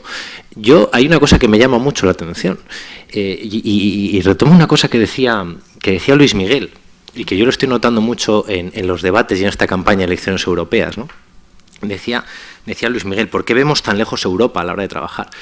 Pues en parte también porque nuestros políticos nos lo transmiten. Es decir, uno ve la campaña y en lugar de que los partidos planteen programas paneuropeos, plantean programas de defensa nacional. Es decir, plantean, oye, ¿cómo voy a hacer para que en las elecciones europeas no os preocupéis que yo la PAC voy a defender para que a nosotros nos den más que a todo el resto de Europa? No, tendríamos que exigirles como votantes a los políticos que, para que todos nos sintamos más Europa, ellos mismos llegan a estas elecciones y cuando me plantean un programa, no me plantean un programa para ver cómo me defiendo de Europa, sino que me plantean un programa paneuropeo. Y como votante lo tengo que hacer. Y ahí es donde los jóvenes, efectivamente... Bueno, pues sí, efectivamente nosotros igual estamos más involucrados. Bueno, pues los que estamos más involucrados en esa sociedad civil tiene que pinchar a los políticos para exigirles ese tipo de cosas. Porque muchos jóvenes efectivamente quizás están desligados porque desde los medios de comunicación o desde los propios partidos políticos les transmiten esa desmotivación. Bueno, pues los que lo estamos viendo seamos capaces de motivar a la gente y motivarla a través de los partidos políticos, porque creo que son los primeros que tienen la culpa de que esto no se tome en serio, porque ellos no se lo han tomado en serio, desgraciadamente. Pues mira, pues estoy parcialmente de acuerdo. Estoy parcialmente de acuerdo, porque en estas concretamente es la primera vez, y me congratulo, en el cual sí que estoy empezando a ver, o yo personalmente percibo, cómo hay partidos que sí que se las toman un poquitito más en serio y ves unos cabezas de cartel, es decir, yo creo que Luis Garicano es un muy buen cabeza de cartel para Ciudadanos, y José Borrell, que sabemos que ya lleva muchos años, pero José Borrell evidentemente es un político de gran peso. Otra cosa es por qué lo hayan puesto ahí o lo que sea, pero es un político de gran peso y yo creo que es una gran cabeza de cartel. Es decir, por primera vez veo que hay partidos que sí, que están empezando a tomarse estas elecciones europeas un poquito más en serio. Pero claro, es que tú ves las anteriores y efectivamente era cómo se va a animar la gente a votar si es que aquello, los propios partidos no transmitían tomárselo en serio, ¿no? Y yo creo que ahí les tenemos que exigir claramente que esto se lo tomen en serio. Sí, yo quiero complementar, no voy a meter en el ámbito político, que ya lo ha hecho Ignacio y ahí no voy a entrar, pero efectivamente tú hablabas con otras palabras, pero hablabas hay diferentes perfiles dentro de los jóvenes, ¿no? Y sí, se habla de dos Españas, ¿no? La España rural y la España, y yo, que soy de un pueblo de Cuenca, y lo digo siempre muy orgulloso, de Tarancón, pues claro, la inquietud que tiene tu entorno y tu contexto, digo Tarancón, digo ayer que en el evento que os he dado algunos datos, se ha hecho un análisis exactamente de 3 comunidades autónomas, Castilla-La Mancha, Extremadura y región de Murcia. Hemos analizado realmente el problema de desempleo a nivel de dato y a nivel cualitativo, no solo de cantidad, que por qué no encuentran trabajo en esas regiones. Y claro, te encuentras pues muchos motivos, o sea, te encuentras que hace falta primero es un tema cultural, o sea, está muy lejos Europa para muchos de esos entornos, bastante tienen con encontrar ese trabajo en la panadería de barrio o en el bar de enfrente a ver si le genera una nómina a final de mes, y su única preocupación es la alcaldía, y ya les llega lejos hasta la comunidad, y muchos de ellos hasta las propias elecciones nacionales. De hecho, una de las cosas que yo todavía no estoy muy metido en los últimos datos que ha pasado exactamente, pero me intuyo que gran parte de la movilización que ha habido a nivel nacional ha sido también mucho por parte de los jóvenes. No sé, hay datos que yo no los he mirado, pero estoy convencido que muchos de esos jóvenes que se abstenían en Europa también se abstenían en España, ¿no? Porque esa despoblación, esas dos Españas es una realidad. Es una realidad, esos perfiles que a lo mejor hemos tenido la oportunidad de salir de un pueblo y venir a una ciudad a estudiar en la universidad y tener otro tipo de visión a lo mejor más global, o esos compañeros, amigos de toda la vida que se quedan trabajando en el pueblo y que su preocupación es la del pueblo, ¿no? Claro, yo creo que aquí, sin entrar en lo que hacen los partidos políticos, como he querido lanzar antes también en cuanto a las campañas, creo que aquí también ha habido un problema, o hay un problema de no percibir en ese otro perfil la gran ayuda que les está haciendo Europa. Porque en un mundo rural, o sea, en gran parte de la sostenibilidad de nuestros agricultores en España, parte de las políticas agrarias comunitarias. O sea, es que parte de la PAC, como apuntaba ahora Ignacio, ¿no? Por ejemplo, por poner un sector, pero las grandes ayudas, o muchas de las grandes ayudas que está recibiendo el mundo rural, pues hablaba también antes María del plan de garantía juvenil, que bueno, tengo mi opinión de cómo ha funcionado y creo que se podía haber mejorado, y lo dejo ahí, pero en general ha habido, o el Fondo Social Europeo, que está invirtiendo muchísimo dinero. El Fondo Social Europeo está invirtiendo muchísimo dinero en 3 de las regiones de España. Divide España por 4, y las que más invierte es Andalucía, Extremadura, Murcia, es decir, las zonas que más lo necesitan. Muchísimos de los cursos de formación, del apoyo a las primeras contrataciones y demás, se está fomentando mucho más en ese entorno, pero probablemente no se esté visibilizando así. O sea, no les llega así la percepción a esas personas, porque nos ponemos la medalla a nivel local, y el alcalde o el consejero que le corresponde se pone la medalla como mérito por su partido, por su región, y además es que un poco lo que decía Ignacio, efectivamente, es que no es solo voy a competir, es que aquí vemos cómo voy a competir con la comunidad al lado. O sea, es que se ha generado, yo tengo una preocupación de bueno, el conflicto a lo mejor no verbalizado del todo que se ha generado es que una serie de comunidades autónomas nos chupan el dinero a otras, ¿sabes? Y entonces, que tú eres de Cuenca, es que nos estáis chupando el dinero. O sea, eso es un problema. O sea, y eso, si está pasando dentro de España, ya ni que ver, ¿no? Entonces, hay muchísimo dinero de Europa que se está poniendo en las zonas rurales y muchísimo dinero que se está poniendo a las personas en situación de desempleo y muchísimo dinero que se está poniendo en la agricultura y en otros sectores, ¿no? Pero no se está transmitiendo, no se está haciendo, desde mi punto de vista, una buena política de difusión, de comunicativa de todo eso, para que no vean la importancia que tiene Europa, porque es que España, aquí no tengo tampoco el dato claro, pero España seguimos recibiendo dinero de Europa más que el que entregamos, ¿no? Entonces, en fin, tendríamos que estar muy agradecidos.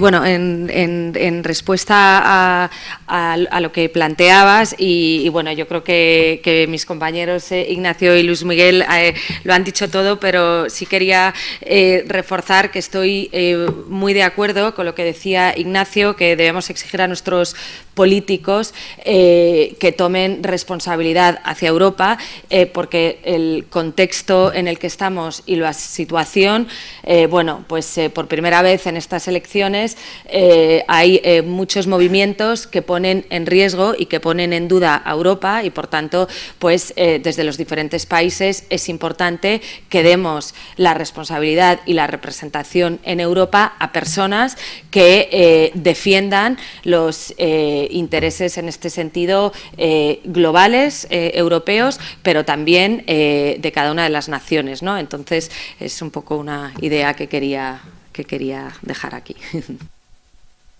Yo quería haceros una pregunta a los cuatro.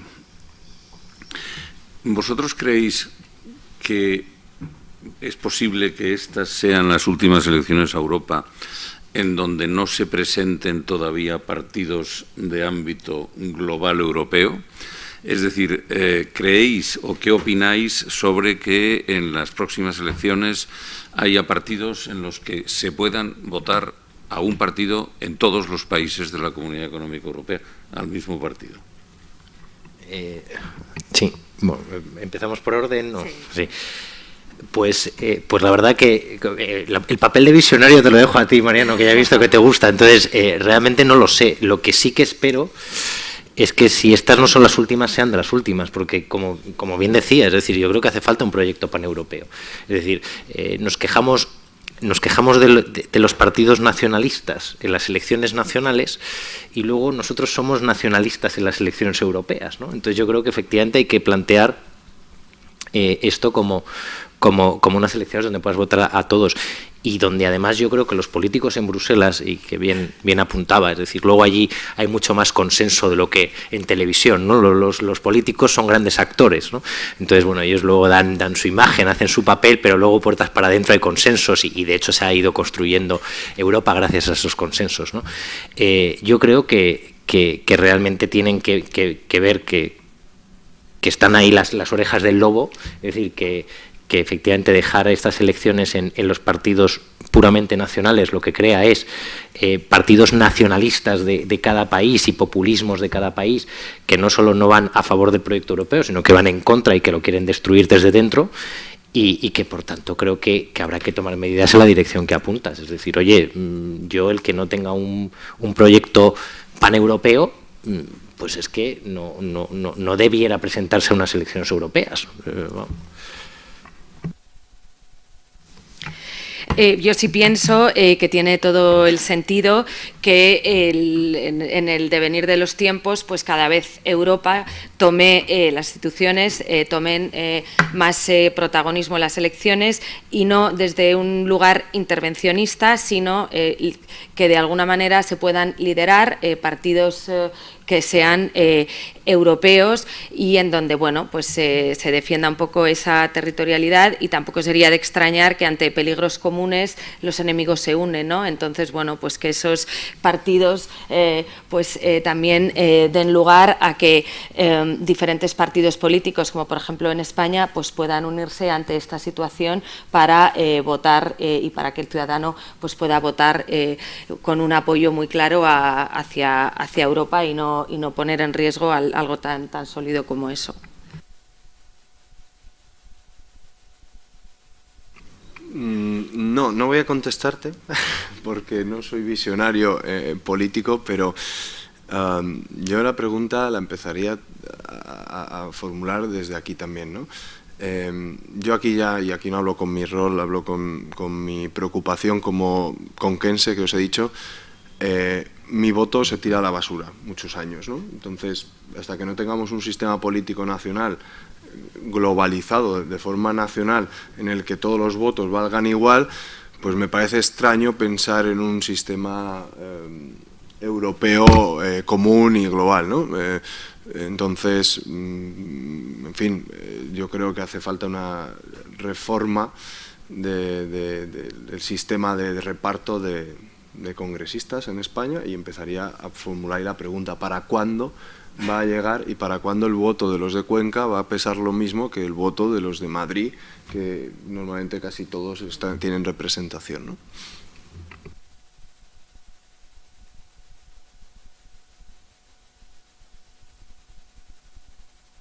María y Ignacio lo han resumido y comparto lo que han dicho, y bueno. Pero si tú pudieras, ¿votarías Yo, a un partido que pudiera votarse en toda Europa? Sí, por supuesto, porque mi voto aportaría también un cambio. Sería una persona más que ha ido a votar. Y por eso pienso que es importante. Luis y Fernando.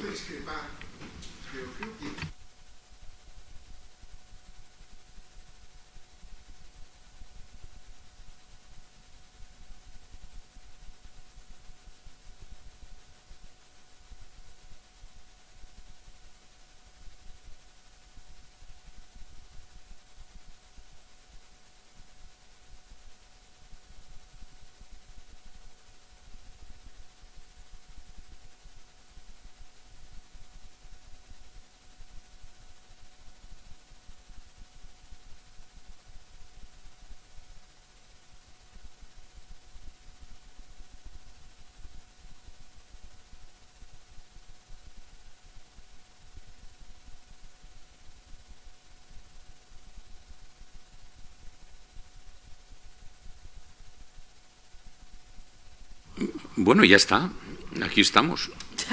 Es decir, no, claro, a ver, no, lo que sí entiendo muy bien. Y te entiendo muy bien porque, de alguna manera, en la génesis del Foro España, y yo venía de Sociedad Civil Catalana, Es decir, y enganchamos una vía larga con Salvador Sánchez Terán, y aquí estamos, efectivamente. Una sociedad civil madrileña, yo creo que no puede existir. Madrid es una ciudad excesivamente global como para que haya una sociedad civil madrileña. Madrid es la ciudad de todos, es decir, Madrid es una megápolis que tiene dentro de su mundo a gente de todas partes. Yo soy catalán, él es de Cuenca, de Valencia, es decir, todos somos, es una amalgama de gente que hay aquí. Y el foro lo que tiene que ser simplemente es el organismo que de alguna forma aglutine un poco todas las asociaciones, que efectivamente no hemos nunca considerado hacer una sociedad civil madrileña, pero en Madrid hay como 300 asociaciones que son de sociedad civil y que, como yo decía de alguna manera antes, disparan corto. Es decir, no se permeabilizan con la sociedad, hacen sus reuniones, son círculos de opinión, hay centenares de círculos de opinión en donde se habla, se discute, se sacan conclusiones, no sé qué, pero eso no llega a la gente. Entonces, lo que nosotros tendríamos que intentar es ser un foro en el cual todas esas asociaciones que están trabajando estuvieran de alguna manera coordinadas para que a través de un altavoz, nosotros a lo mejor solo somos un altavoz o solo somos un amplificador que recibe voces, pero no somos uno más, ¿no? Somos el amplificador que debería sumar todas las voces de la asociación. Este es un poco el tema. Si nos hemos equivocado no lo sé, pero que ahora estamos haciendo de eso, sí. Y eso es lo que creo que en principio vamos a seguir haciendo.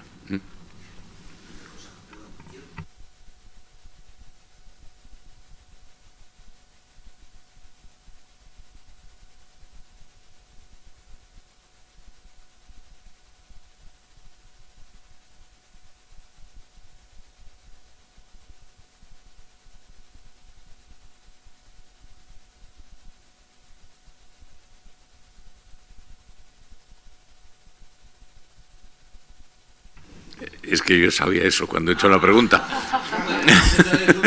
No,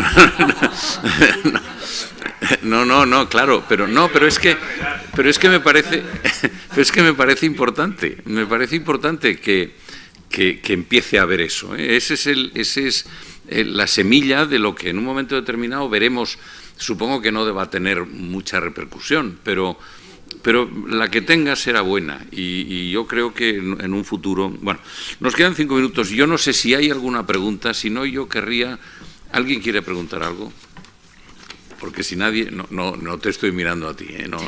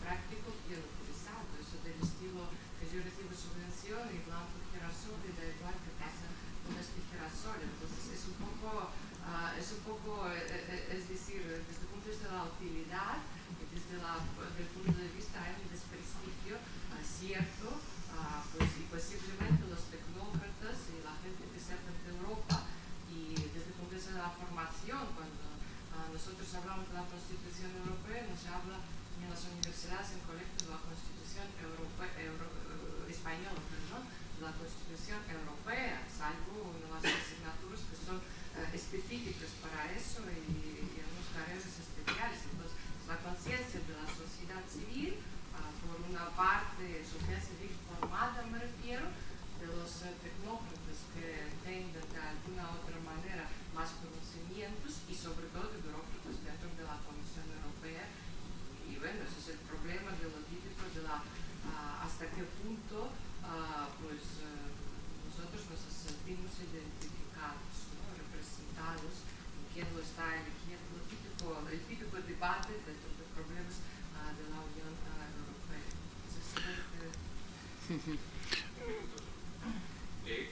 Quizás los empresarios del mundo rural sí que sean conscientes de lo que reciben de Europa, pero yo estoy de acuerdo con Luis Miguel y yo vivo en el mundo rural además y tengo mucho contacto con la gente del mundo rural y no solamente no perciben Europa como algo que les ha ayudado, sino como algo que les ha puesto muchos problemas en el campo, en la ganadería y no sé qué, que es una falsa sensación porque es verdad que les ha ayudado mucho, pero nadie les ha explicado a ellos, no les llega a ellos que eso que están recibiendo viene de Europa, se queda de verdad en los políticos locales, en los políticos autonómicos, en los que se llevan el mérito y el chico que está en el campo trabajando, al final hablas con él y la visión de Europa que tiene es todos los problemas nos los ha generado Europa, no qué cantidad de cosas me ha aportado y estoy mejor acá, como estaba hace unos años, gracias a Europa. Tiene una visión completamente distorsionada. Hay sectores más favorecidos y posiblemente, ¿no? El sector lechero, etcétera, etcétera. Sí, sí. No. Y yo estoy muy de acuerdo. Tú has hablado de las dos Españas, efectivamente. Fijaos una anécdota y luego ya, como estamos justo en el punto para acabar, nadie en Europa nos imaginábamos que iba a ganar Trump.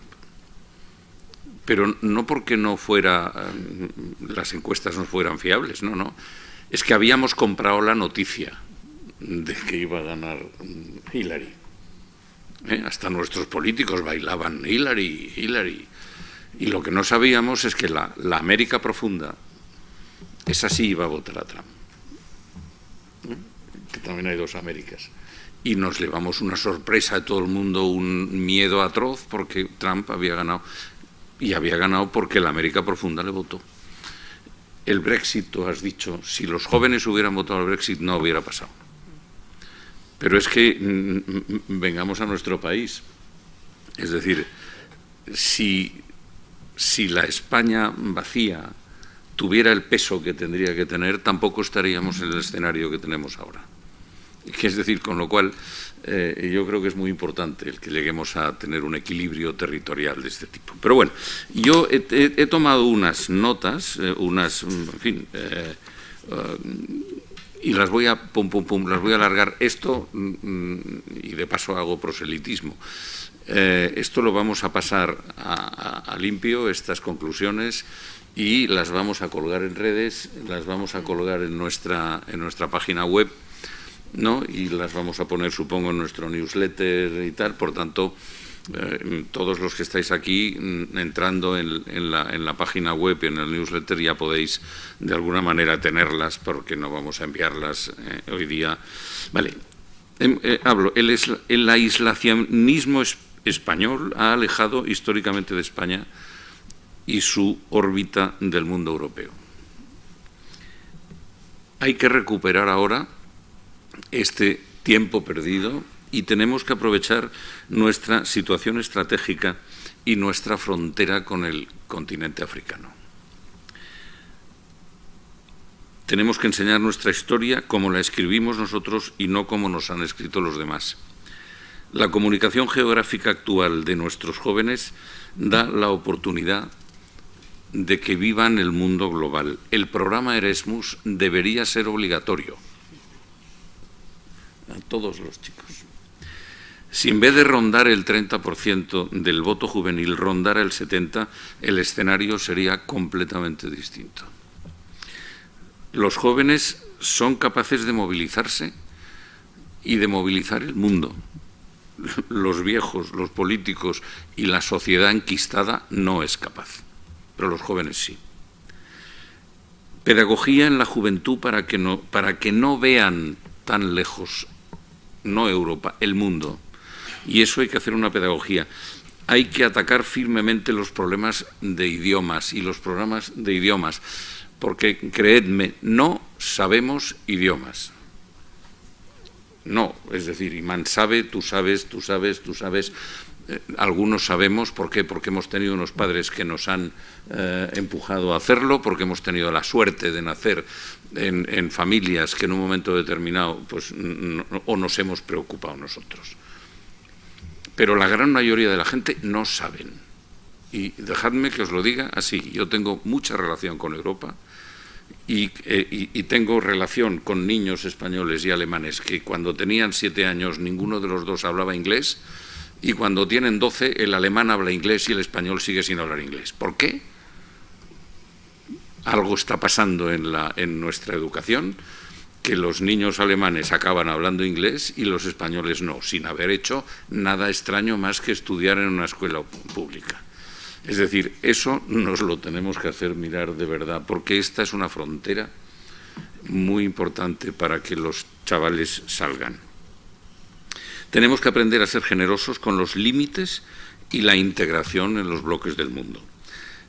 La sensibilidad en el medio ambiente es un problema mundial y no solo de los bloques.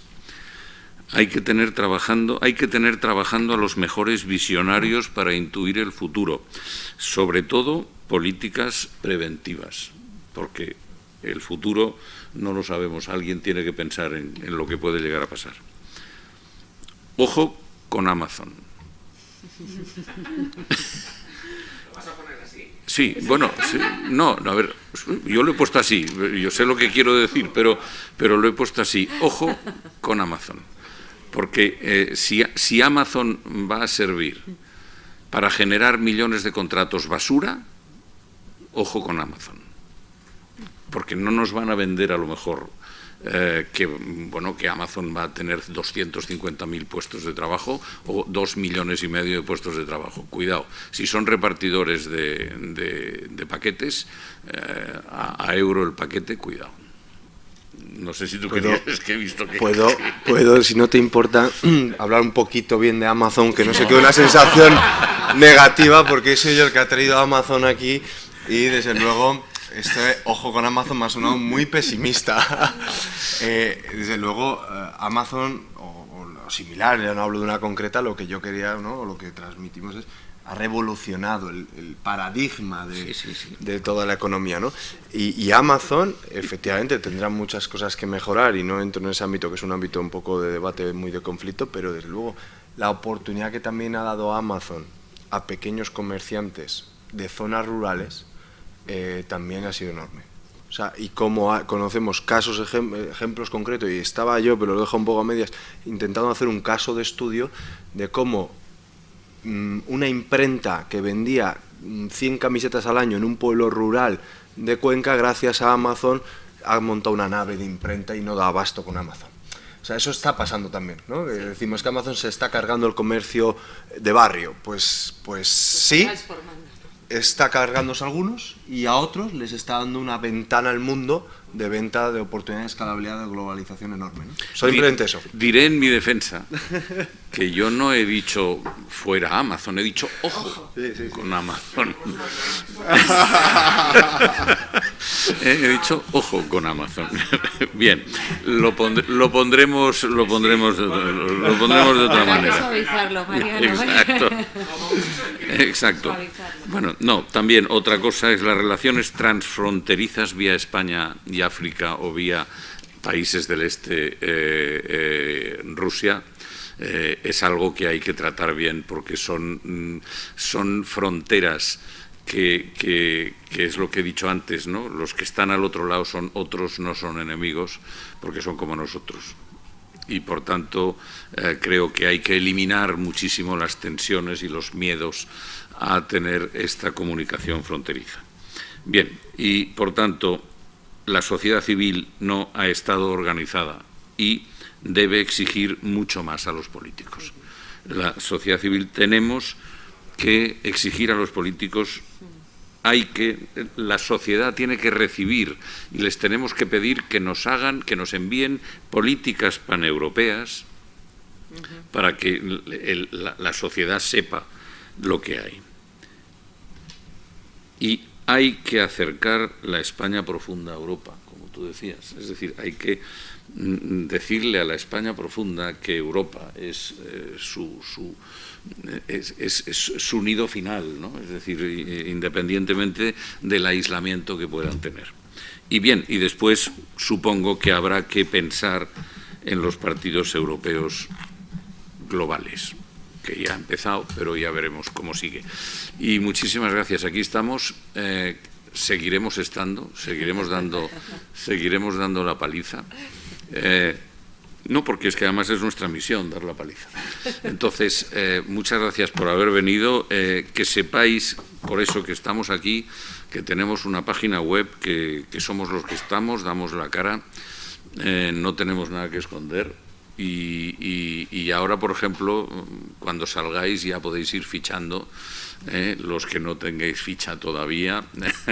En fin, que fichamos, por lo menos fichamos a cuatro personas que creo que han hecho una exposición brillante de lo que nos viene en Europa. Y yo le rogaría a la representante de la Comunidad Europea que traslades que éramos pocos pero buenos.